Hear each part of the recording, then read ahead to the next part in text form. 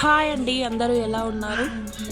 హనుమాన్ జయంతి రోజున ఒక తమలపాకును తీసుకొని దానిపైన గంధంతో జై శ్రీరామ్ అని ఇలా రాసుకుంటూ శ్రీరామ రామ రామేతి రమే రామే మనోరమ సహస్రనామ తత్తుల్యం రామనామ వరాననే అనే మంత్రాన్ని జపించుకుంటూ ఇలా రాసుకుంటూ దానిపైన కొంచెం కుంకుమతో బొట్టు పెడుతూ ఇలా చేస్తే చాలా పుణ్యం అంట అండి. నేనైతే అలాగే చేశాను. మీకు నచ్చితే కూడా మీరు కూడా చేసుకోండి. హనుమాన్ జయంతి రోజున మిగతా డేస్లో చేసుకున్నా చేసుకోవచ్చు.